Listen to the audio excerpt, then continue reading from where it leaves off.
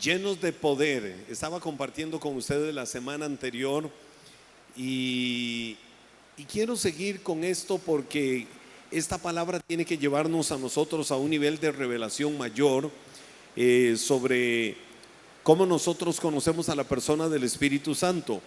Yo les decía la semana anterior que la llenura del Espíritu Santo actúa en nuestras vidas por medio de, o a través de dos formas, de dos maneras.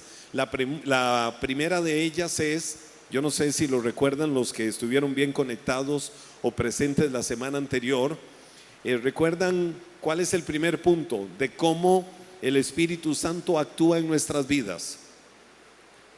¿Cómo se llamó ese primer aspecto, ese primer punto? Se llamó la llenura inicial. La llenura inicial del Espíritu Santo en nuestras vidas.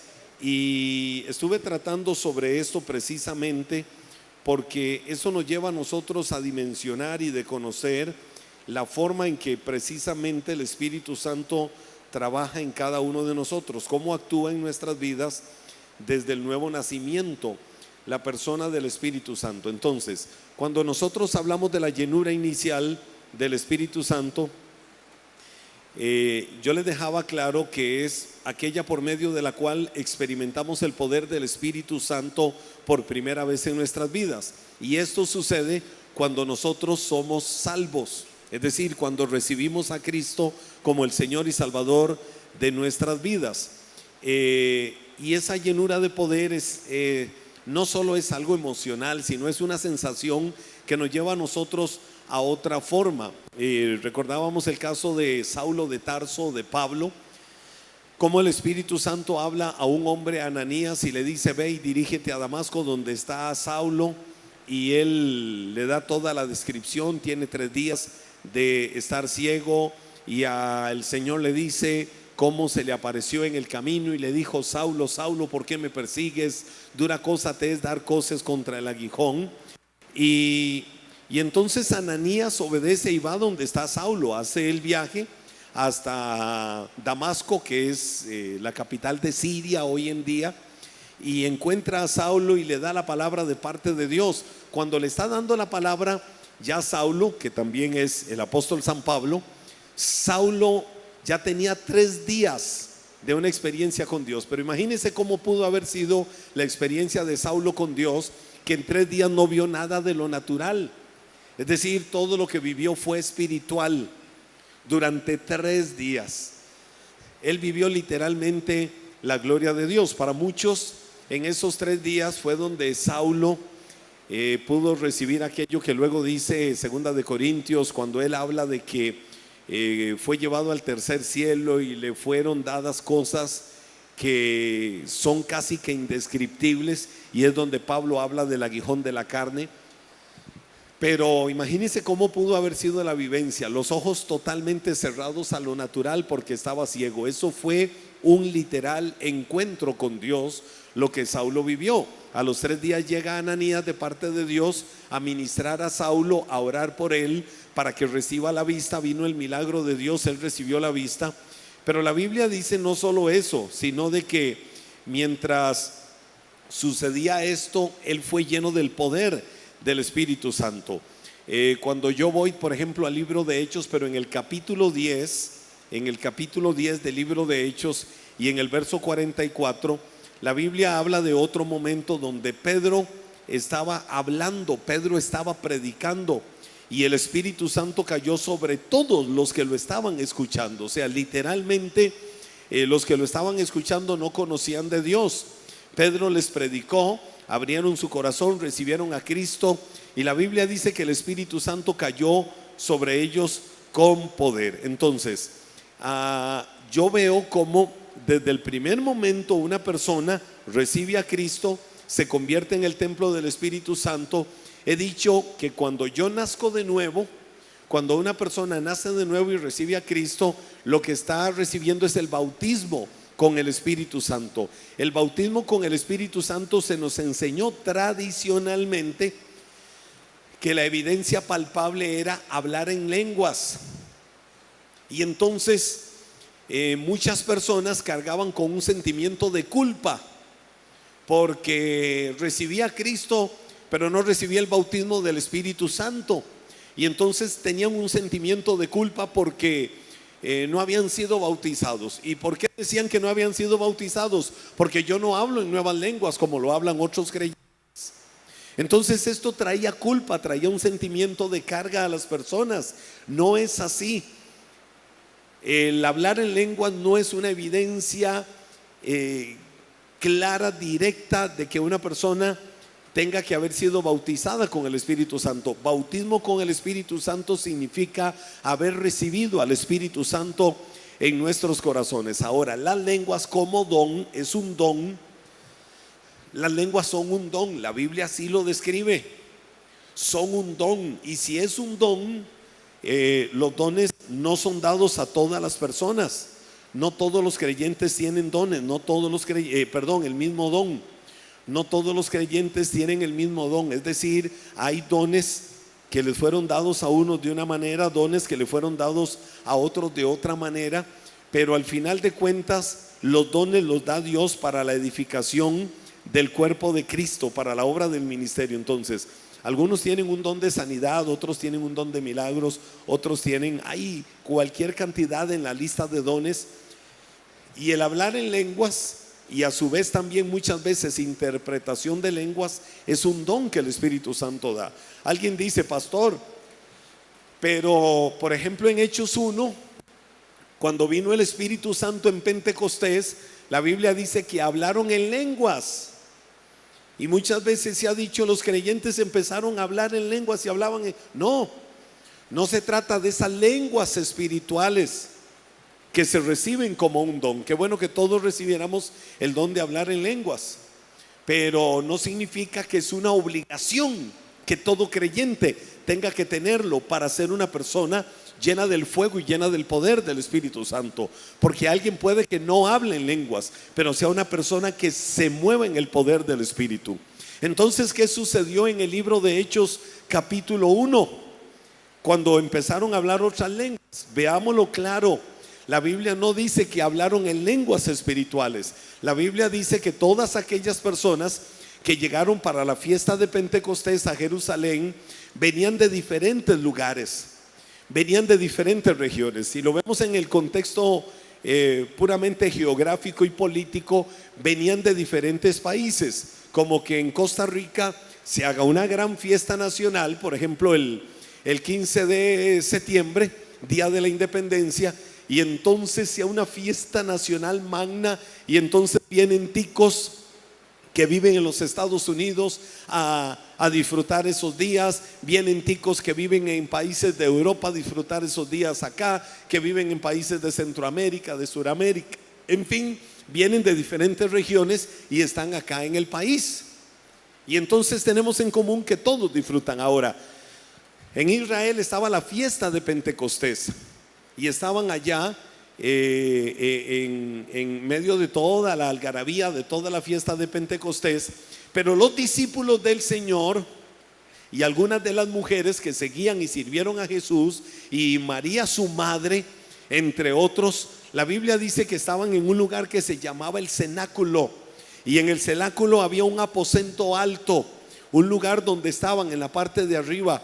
Jesús les había dicho cuando él ascendió que fueran a ese lugar y que se quedaran ahí hasta que fueran investidos de poder. Ellos estuvieron ahí en el aposento alto, en oración, en adoración, en exaltación a Dios. Y en medio de la fiesta, de los días de la fiesta de Pentecostés, la Biblia dice que el Espíritu Santo vino con poder y comenzaron a hablar en las lenguas de las regiones de donde venían. Pero cuando comenzaron a hablar en medio del pueblo de Israel, empezaron a predicarle, empezaron a hablarle a la gente en la lengua de cada uno de ellos. Es decir, por ejemplo, que Dina, tica de nacimiento, se fue, ponte de pie, Dina, se fue para los Estados Unidos desde niña, tica de nacimiento. Y se fue, y cuando llegó a Costa Rica, lo único que dice es: hola, ¿cómo usted está? porque de español no habla nada, todo lo que habla es inglés. Y resulta que la gente que fue llena del Espíritu Santo comenzaron a hablar en las lenguas de Dina, en el lenguaje de ella. Y cuando hablaban en el lenguaje, le hablaban del poder de Dios, le hablaban del poder del Espíritu Santo, le daban testimonio de Jesús. Y la gente decía, pero ¿por qué hablan así? Y muchos decían, pero esta gente está borracha. Literalmente estaban borrachos, pero embriagados del fuego del Espíritu Santo, embriagados del poder del Espíritu Santo. Y entonces ahí fue donde vino el despertar del primer gran avivamiento. No eran las lenguas espirituales o angelicales que conocemos como don de lenguas. Cuando usted va al libro de Hechos capítulo 1, se va a encontrar eso. De hecho, lo que le digo, la evidencia más común de una persona llena del Espíritu Santo no es hablar en lenguas. La evidencia más común de una persona llena del Espíritu Santo es el querer compartir de Cristo y del amor de Cristo. Va a querer que los demás conozcan de Cristo, y eso tiene consistencia con las palabras de Jesús. Ahora sí, Hechos capítulo 1, verso 8, la Biblia dice ahí, Hechos capítulo 1, verso 8, dice la palabra: cuando venga sobre ustedes el Espíritu Santo, recibirán ¿qué cosa? Poder, y serán mis testigos. La palabra poder, en el libro de Hechos capítulo 1, la palabra poder en el original es la palabra dunamis, en el griego dunamis, que en español pudiéramos decir dinamita. Ahora, ¿qué es la dinamita? La dinamita es algo que si se le pone una chispa, ¿qué hace? Entonces la Biblia dice, sobre ustedes vendrá el Espíritu Santo. ¿Y qué es lo que van a recibir? Poder, es decir, dinamita. Oiga, esa dinamita explota, y entonces cuando explota, ¿qué van a hacer? Dice la Biblia, testigos. ¿Quién es un testigo de Cristo? Una persona llena del Espíritu Santo. Y una persona llena del Espíritu Santo, la manifestación de poder para ser una persona llena del Espíritu Santo es que es testigo, de Cristo, testigo de su poder. ¿Y cuál es la mejor manera de ser testigo de Cristo? Hablándole a la gente del poder de Dios, hablándole a la gente del Cristo que cambia, hablándole a la gente del Cristo que hace maravillas y que hace milagros. Es decir, un testigo del amor de Dios es aquel que da testimonio de su transformación por la obra del Espíritu Santo, porque es el Espíritu Santo el que hace la obra. Es lo que muchos han llamado la explosión o el fuego del primer amor. Ahora, el primer amor es real. Se vive en el amor natural y se vive en el amor espiritual. Primer amor, en el amor natural, el amor de pareja, es cuando la pareja, por ejemplo, se ve y hasta que sienten ese montón de maripositas en el estómago, porque hay una etapa de romanticismo. Es una etapa bonita, es una etapa hermosa, es una etapa especial. Ahora, el romanticismo no es algo sostenible con el tiempo, así porque así, nada más. No, el romanticismo es algo que hay que estar renovando, es algo que tiene que estarse practicando, tienen que hacerse cosas para que no caiga en la frialdad, la monotonía y un montón de cosas. Tiene que estarse renovando. Entonces, la pareja es la responsable de hacer eso. En la relación con Dios también hay un primer amor. Y ese primer amor, cuando una persona se convierte y ve el poder de Dios y ve lo que Él hace, esa persona va a desear que todo mundo conozca de Cristo. Esa persona va a desear que todo mundo conozca del amor de Dios, de la gracia, del favor, de la misericordia del Señor, y va a querer predicarle y testificarle a todo mundo de lo que Cristo es y lo que Cristo hizo en su vida. Ahí es donde, por ejemplo, en el libro del Apocalipsis, el Señor, cuando le escribe la carta a las 7 iglesias del Asia Menor, le escribe una carta a la iglesia de Éfeso y le dice cosas muy lindas para darle una bofetada. Yo he visto tus obras, he visto tu arduo trabajo, he visto que no soportas a los que dicen ser y no lo son. He visto, y le da una descripción de cosas muy buenas y le dice, pero tengo contra ti que vamos a ver, que se oiga bien fuerte los que lo van a decir, pero tengo contra ti que has olvidado. Bueno, dejado u olvidado, ¿será lo mismo? No, ustedes se portaron bien. Ustedes dijeron a coro que has dejado. Te voy a decir algo. Vámonos al plano espiritual. El primer amor no se olvida. El primer amor no se olvida. Pero ese no es el punto. El primer amor se deja. Y si yo tengo mucha sed y llevo esta copa con el agua que necesito para saciarme y sigo mi camino y dejé la copa y tengo mucha sed y yo digo, Dios mío, ayúdame, Señor, tengo mucha sed, Señor, tengo necesidad de agua, ayúdame, Señor.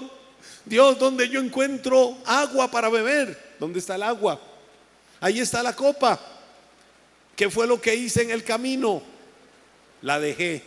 Entonces, ¿qué tengo que hacer? Me devuelvo y la tomo. Eso es lo que la Biblia dice en nuestra relación con Dios. Le dijo a la iglesia de Éfeso, tengo contra ti que has dejado. Y si lo has dejado, ¿qué tienes que hacer? Devuélvete y ve y recupera lo que has dejado. Eso nos ha pasado a todos en el camino de nuestra vida cristiana. Bueno, voy a decir que la mayoría, porque puedo decir que alguien me diga, pastor, yo nunca he dejado mi primer amor. Está bien, excelente. Pero muchas veces en el camino, sobre todo los que somos muy viejos de estar en Cristo, a veces en el camino de la vida hemos dicho, la verdad es que he dejado ese primer amor y yo tengo que hacer algo para refrescar eso en mi vida. Tengo que hacer algo para fortalecer eso en mi vida, mi relación con Dios. Entonces es volver a ese primer amor, a ese enamoramiento con Dios. Porque muchas veces el cristiano puede volverse religioso. Y cuando se vuelve religioso, su mentalidad ahora solo se enfoca en, mira, es domingo, voy a ir al culto. O es sábado, voy a ir al culto. Bueno, en Iglesia Maná voy a ir a celebración de fe. Y voy a ir al culto. No, pero la verdad es que no siento ir. Mejor no voy. Y el siguiente domingo o el siguiente sábado no sé si voy o no voy. Y al final de cuentas la persona sí fue, casi que fue con la mentalidad, aunque a veces inconsciente, de fui, me congregué, alivié la conciencia, empaté y ahora sigo la semana normal viviendo la vida loca y regreso el sábado o el domingo, tal vez, si no me encuentro un obstáculo. Es decir, me volví religioso y vengo a la iglesia como por cumplir. El primer amor es mantener esa frescura, es fortalecer esa frescura. Y no importa los años que tengas de estar en Cristo, esa frescura tiene que fortalecerse, tiene que avivarse. Entonces, lo que quiero decir con esto es que una persona llena del Espíritu Santo, una persona llena del dunamis, de la dinamita, de la explosión del poder del Espíritu Santo, no es esa persona que va a llegar y se encuentra a alguien y mira, te voy a decir algo. La persona dice, ¿qué le pasó a este loco? Y tengo una palabra que decirte. Rambo, saca la bazuca y dispara. Y todo ese montón de lenguas que se han inventado a veces ahí para chotear. No, esa persona llena del fuego del Espíritu Santo va a tener una pasión para que todos sepan quién es el Cristo de sus vidas, para que todos sepan por qué tiene una sonrisa diferente, para que todos sepan por qué tiene una paz ahora que antes no tenía, para que todos sepan por qué es que ahora su vida es diferente. Es porque conoció el verdadero amor, el amor de Dios, el amor de Cristo, el amor que no es condicional, el amor permanente, el amor eterno del Cristo que le amó. ¿Quién le dio esa revelación? El Espíritu Santo. ¿Cuándo? Cuando le bautizó, cuando le abrió el corazón y le permitió al Espíritu Santo ser el dueño de su vida. Entonces, a partir de ahí, todas las experiencias inmediatas no son iguales. Por eso no podemos esperar que, por ejemplo, todos los creyentes reaccionen de la misma manera. Algunos creen entonces que deben de hablar en lenguas para sentir que tienen el poder, pero esa teoría no tiene respaldo bíblico. Si alguien habla en lenguas, bendito momento, qué hermoso, qué glorioso, qué poderoso. Yo creo en el don de lenguas, pero no podemos condicionar a la generalidad de cristianos a que todos tienen que hacerlo para que demuestren estar llenos del poder de Dios. Lo que sí debe de ocurrir es que todos los que han sido llenos del Espíritu Santo puedan desear hablar de Cristo. Entonces, eso es lo que se conoce como la llenura inicial, que viene como regalo de Dios a aquellas personas que de todo corazón se han arrepentido, han cambiado sus vidas, el Señor les ha perdonado y ahora vienen a Cristo para que sea el Señor de sus vidas. Entonces, ese primer amor, esa llenura inicial del Espíritu, ¿se puede enfriar? Sí, se puede enfriar si descuidamos nuestra vida espiritual. Entonces, es necesario. ¿Qué necesitamos los creyentes? Diariamente, continuamente, seguir siendo llenos del Espíritu Santo. No necesitas, escucha esto, no necesitas volver a ser habitado por el Espíritu Santo otra vez, porque ocurre una sola vez y para siempre que te conviertes en la habitación del Espíritu Santo. La semana anterior mencionaba de que nacimos de nuevo y vino el Espíritu a morar a nuestras vidas. Ahora, la decisión nuestra es si el Espíritu habita en la habitación más acogedora, en la más hermosa, en la más limpia, en la de aromas agradables, o está habitando en un lugar sucio, nauseabundo, putrefacto, que huele feo, que hay basura por todo lado. La decisión de dónde está habitando el Espíritu Santo, porque sí habita en el corazón de un nuevo creyente, de un nacido de nuevo, pero la decisión de cómo está esa habitación no es del Espíritu, la decisión es nuestra. Por eso cuando la habitación no está limpia, contristamos al Espíritu Santo. Hice una ilustración y te la quiero compartir para que esto nos dé una descripción. Te compras un carro nuevo, de hecho, profecía. Si alguien lo tomó, que lo crea. Tienes un carro nuevo.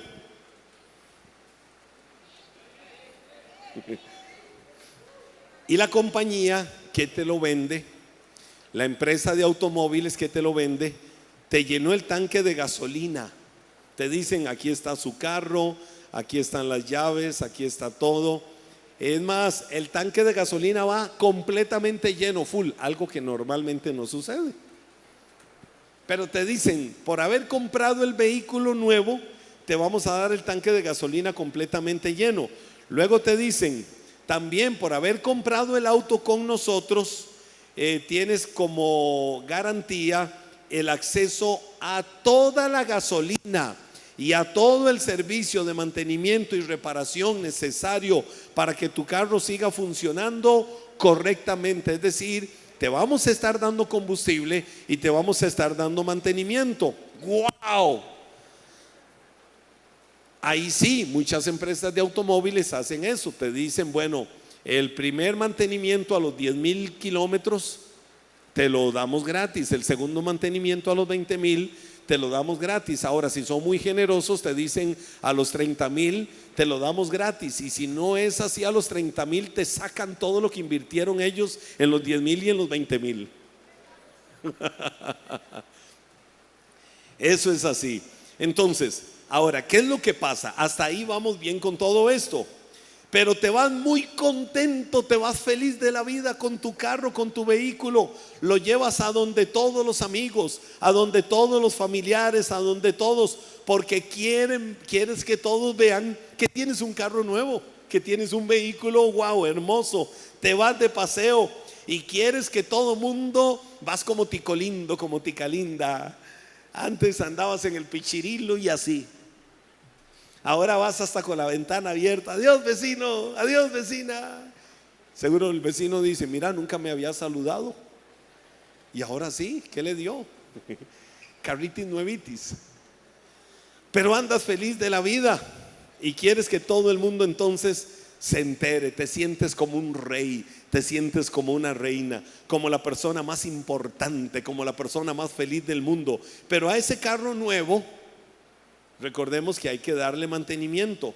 A ese carro nuevo hay que seguir poniéndole gasolina. A ese carro nuevo hay que chequearle el aceite. A ese carro nuevo hay que medirle la presión de las llantas, etcétera, etcétera. Ahora, si no te mantienes velando por tu carro y beneficiándote de la garantía ofrecida gratuitamente por la agencia que te lo vendió, es decir, llevarlo a mantenimiento cuando tienes que llevarlo continuamente a la estación de servicio para chequear la presión de la gasolina, cómo está el coolant o cómo está el agua que el vehículo tenga para el enfriamiento, cómo están los niveles de aceite, cómo está todo. Si nosotros no hacemos eso y no llevamos el carro a la agencia, incluso cuando tenemos que ir para el mantenimiento, entonces llegará el día en que nos quedamos sin gasolina, llegará el día en que nos quedamos sin aceite, llegará el día en que las llantas del vehículo se van a gastar. Y entonces, ¿qué pasa? El vehículo, por más nuevo que sea,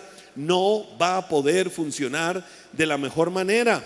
Tu automóvil ya no necesita tu automóvil la gasolina inicial. Ya no la va a necesitar, porque ya la agencia te la dio. Tampoco el automóvil va a necesitar la llenura de aceite inicial, porque ya te lo dieron. Lo que ahora necesita, que es el mantenimiento normal que requiere un vehículo, ¿sí o no? ¿Y quién es responsable de eso? Si un día vas en carretera y hasta ahí llegó el vehículo, y vas y lo revisas y le abres y sale ese montón de humo y dices: no hay aceite, se quedó sin aceite, qué desgraciados esos de la agencia. El carro se quedó sin gasolina, qué bárbaro los de la agencia.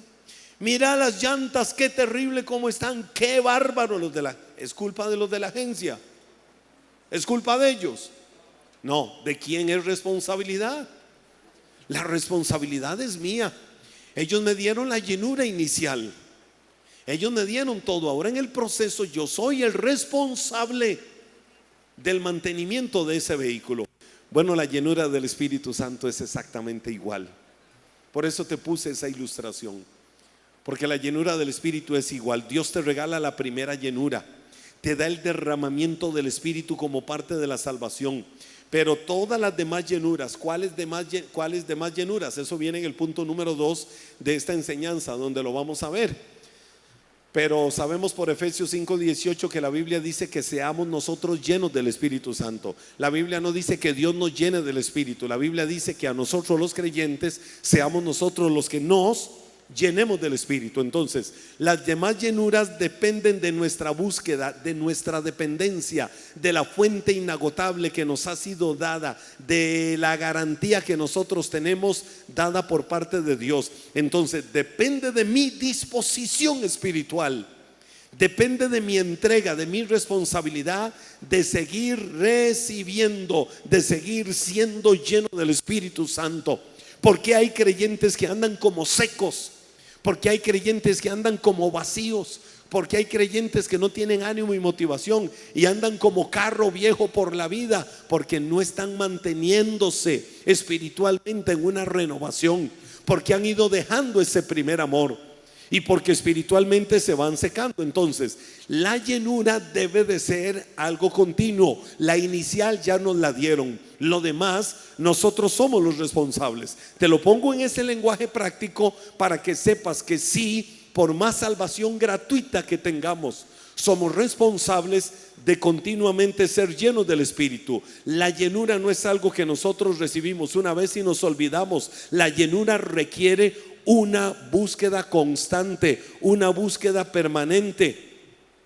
Yo veo esa primera llenura cómo se manifestó en los apóstoles y los que estaban en el aposento alto allá en Pentecostés. Recibieron esa llenura de poder, recibieron esa impartición de poder, pero luego de eso ellos tuvieron que ser llenos del Espíritu Santo. Mire, y para mí el ejemplo más claro, más palpable es el de Pedro. Pedro, el que lo había negado. Cuando vino Pentecostés y fueron llenos del Espíritu Santo, exactamente 50 días atrás, 50 días atrás de Pentecostés, Pedro había dicho: no lo conozco, maldita sea, no sé quién es ese Jesús. Pedro había dicho eso 50 días atrás. 50 días después, el que lo negó, el que maldijo, el que literalmente se fue a la pura carne y se metió en medio de todos aquellos y andaba totalmente alejado, totalmente distanciado del Señor. 50 días después, 50 días después de que Pedro negó a Jesús, oiga, 50 días después se puso de pie y lleno del Espíritu Santo comenzó a predicar a la multitud que estaba reunida para celebrar la fiesta, y les hablaba de las maravillas de Dios. ¿Cómo se las hablaba? Se las hablaba sin temor, se las hablaba sin miedo, se las hablaba con denuedo, se las hablaba con gozo, con alegría. ¿Qué significa esto? Que hoy puedes estar mal, pero si tomas decisiones de calidad en tu vida, mañana mismo puedes ser un hombre, una mujer llena del fuego, del poder del Espíritu Santo, para que Él haga grandezas, para que Él haga maravillas, para que Él haga cosas poderosas a través de tu vida. Hoy puedes estar en la peor condición, pero determinas regresar por las aguas del primer amor y caminar en ellas. No hay demonio que se ponga en el camino que te quiera obstaculizar, porque el poder de Dios avivado en tu vida y en tu corazón te va a llevar a otro nivel de conocimiento y revelación. Ponte de pie, por favor. ¿Qué fue lo que Pedro hizo? Mire, para mí es impresionante. En medio de la atmósfera de adoración, es impresionante cómo Pedro se había ido totalmente al mundo, lo negó. Es más, dejó de ser discípulo. Yo lo he dicho por una curiosidad bíblica. Marcos 16, cuando Jesús resucitó y reciben la palabra, aquellos les dice: vayan, porque sus discípulos van adelante, y con ellos Pedro. ¿Y por qué dice y con ellos Pedro? Porque no dijo van los discípulos, incluido Pedro. No, dijo y con ellos, con los discípulos iba Pedro. O sea, Pedro ya no era discípulo después de la muerte de Cristo y la resurrección. ¿Por qué ya no era discípulo? Porque lo había negado, porque se había apartado, porque había maldecido. Pero el Señor lo restituyó con su amor, con aquellas expresiones de: Simón, ¿me amas? Simón, ¿me amas? Simón, ¿me amas? Y Él lo restituyó. Dios puede restituir cosas grandes en tu vida.